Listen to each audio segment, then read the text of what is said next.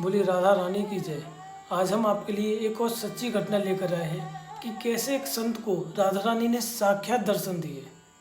अगर आप हमारे चैनल पर नए आए हैं तो चैनल को सब्सक्राइब कीजिए, साथ में बेल आइकन प्रेस कीजिए। तो बात करें उन संत की, तो बरसाना के बिस्वान कुंड पर जगन्नाथ बाबा रहते थे। वे वर्धमान के रहने वाले थे। बचपन से ही ठाकुर जी में उनका भाव था।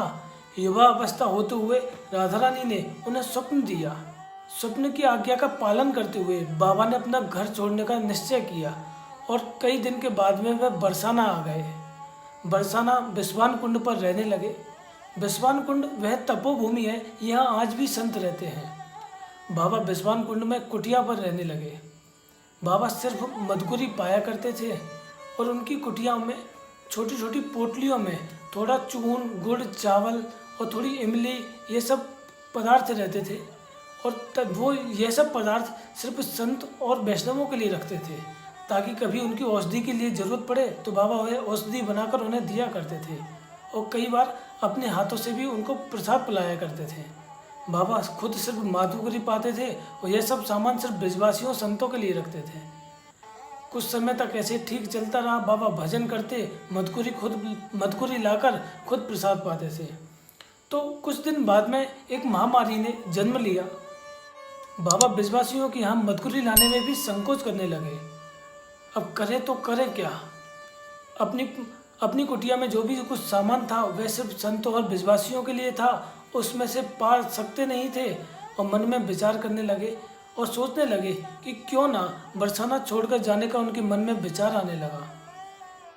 बरसाना छोड़कर जाना नहीं चाहते थे, कहीं और जाने की सोचते तो उनके हृदय की धड़कनें तेज होने लगती थी और उनकी आंखों से अश्रु धाराएं बहने लगती थी। लेकिन कई दिनों के बाद जब मदकुरी नहीं मिली, बाबा भूखे रहने लगे, तो उन्होंने निश्चय किया कि क्यों ना बरसाना को छोड़कर कहीं और जाया जाए। पर जो एकमात्र राधा रानी की शरण में आ जाए, उसे राधा रानी कभी भी अपने से दूर नहीं होने देती थी। राधा रानी की धड़कनें भी तेज होने लगी। बाबा ने निश्चय किया। बाबा ने अपना सारा सामान लेकर निकलने ही लगे। तभी एक ब्रज गोपी ने बाबा से पूछा, क्यों रे बाबा, कहाँ जा रहे हो तू? तो बाबा ने आंखों में आंसू लाते हुए बोला, जाऊँ कहीं, तेरे यहाँ तो रोटी के टोटे पड़ रहे, कहूँ और जाऊँ, कहूँ तो पेट पालना पड़ेगा। तो गोपी बोलने लगी, बाबा मैंने तेरे ताहीं अपने घर पर आले में रोटी रखी है, तू आवे क्यों ना है, तू जा मेरे घर पर मदकुरी खा के रहा। बाबा भूखे पहले से ही थे। बाबा ने सोचा पहले मदकुरी ली जाए, उसके बाद में कुछ सोचा जाए। बाबा ने सारा सामान अपनी कुटिया में रखा। कुटिया में रखने के बाद में बाबा उस ब्रजवासी के घर पहुँचे।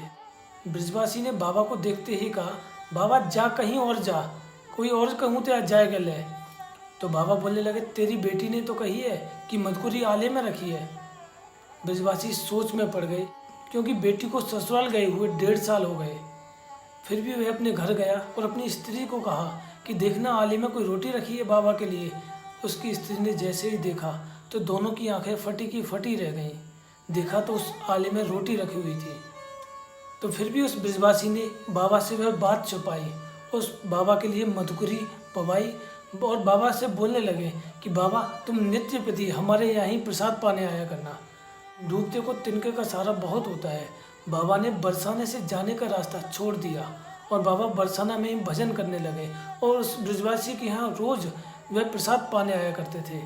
ऐसी हमारी श्री जी है जो सब पर कृपा करती है। जो एक बार उनकी शरण में आ जाता है, श्री जी उसे कभी अपने से अलग नहीं होने देती। ऐसी हमारी राधा रानी का चमत्कार होता है। ऐसी कृपा में हमारी राधा रानी होती है।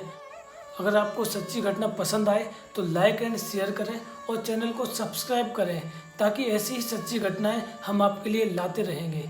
बोले राधा रानी की जय।